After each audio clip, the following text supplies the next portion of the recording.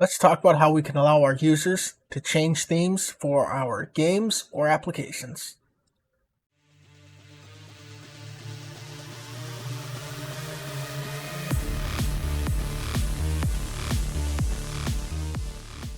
Alright, so the scene I'm going to use here is I've gone ahead and I just have a normal control node scene here. I just have a button and an option button here to give us a drop down and something to look at so we can see our themes changing. Now, why changing themes can be useful with both software, as you know, just about everything these days comes with a light theme and a dark theme at a minimum. And this is also useful in games. There may be situations where you may want to allow the user to have extra customizability for themselves, whether you're going to cater towards maybe a general theme and then make color. My mind's going blank here. Color blind themes. If you want to make specific ones for different color blindness. Or if we take a look at something like Tony Hawk's Pro Skater Underground, they allowed you to choose between all these different themes, so you can change the UI and actually your balance meter while you're playing to different color themes, which is pretty cool. Now, I don't see a whole lot of games that allow you to do that, so that's something that's neat, and I'd like to see more of that in games. You know, more customization for the player is always nice. Something that they can use to help personalize their game a little more. But not only that, Tony Hawk's Underground also used it within the story. So as you were going, you started with the default theme when you were a nobody, and then when you join a team or brand, then your UI would change automatically for you to be relevant to the brand that you selected as a player. And then again, later on, when you join another team, the UI would then change automatically again to the appropriate thing related to that team. So that's uniqueness that can go with that you can apply to your game based off of character choices, or just where they are in the story, or maybe you change it just based on the location that they're at. Maybe you have a theme that's related to the dungeon they're in, and then maybe you have a different theme that's specifically related to a specific town. You know, however you want to do that, you can add this kind of customization or customizability, or have it related to gameplay in some way like that. But enough yammering on, let's jump into the code and how to set this up. We just have an option button and a regular button just so you can see it. And then I have a test scene here which just has a bunch of things in it. We have a check button, a checkbox, an option button, horizontal and vertical sliders, and just some text from a label.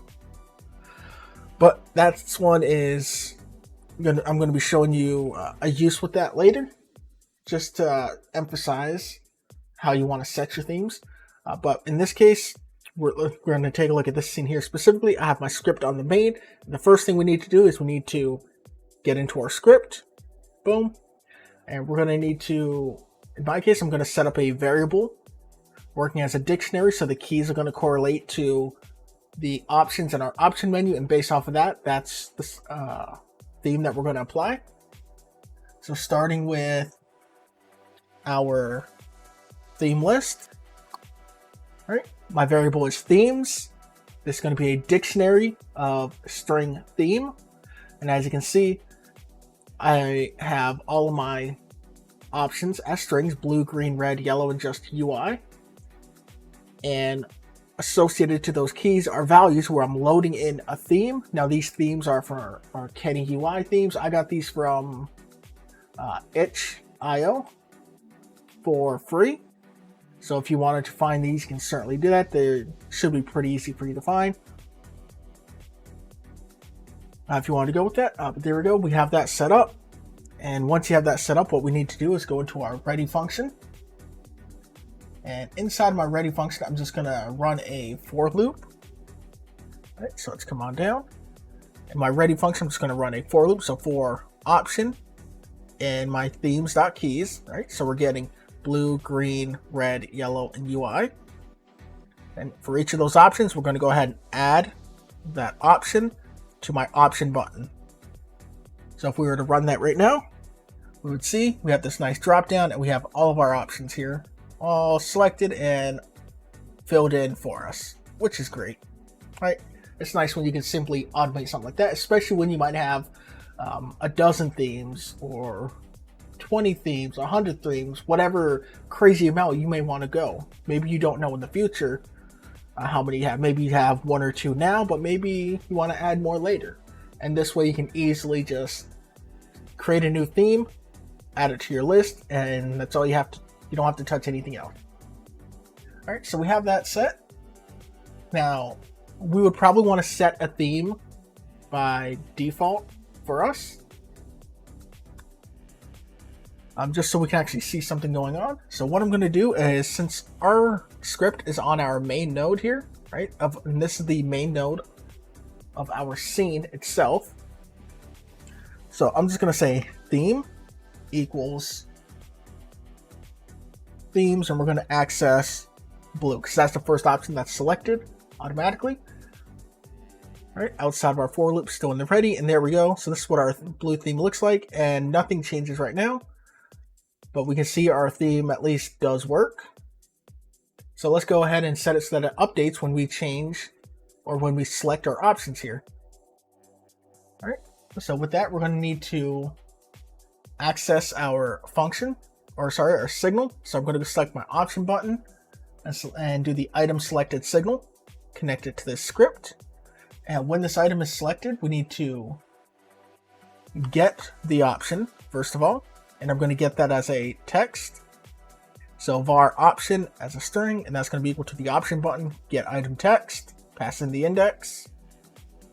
And now that we have this option of what this text is, we can go ahead and, just like before, we say theme equals themes, and instead of passing in blue, we can just pass in option. Now, as simple as that, we can go ahead and take a look, and we see as we change our themes, it should be updating. Blue, green, red, yellow, and I don't know what's with this UI, but you can't really see any text unless I hover the mouse over, so I think they kind of got that one backwards. But there we go. So we can see our themes are working. Awesome. Now, we can't actually, well, we could set our theme this way, but we're actually going to have a bug or an issue if you ever want to change your theme. So let me go ahead and I'll just go ahead and add this into it. So whenever we change the option, we're going to automatically change our scene. So get tree, call deferred, change scene to file, and we're going to change over to that test scene I showed you. And you're going to see the issue that we have.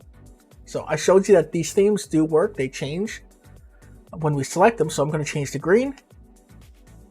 And you see we don't have nothing's affected. It looks like nothing's happened. That's weird. Why is that? Well, if we take a look at this, remember the remote tab is your live view.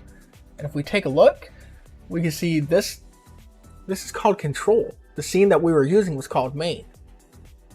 So we applied that theme to the main node, but the main node doesn't exist anymore. That's been replaced by this other node just called control, which is from our test scene. Well, that would be annoying to have a script on everything and to constantly set it every time we want to change the scene. So how can we fix that? Well, when you're applying a theme to a node, it applies to that specific node and all of its children. So if we want to set this to all of these children, we can just set it to the control, and then all of its children would have the theme.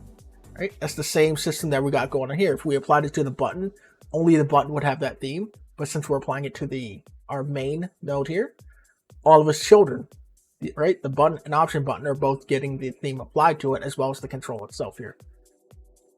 So that is a little bit of a bug that we don't want to deal with. That's really annoying. So in order to get around that, what we're going to do is we're going to get this root itself, right, from this window. So we're going to get this root and apply the theme to that specifically, right? Specifically to this root. That way, all of its children, which means our current scene and any scene we change to in the future, is going to have this theme applied to it.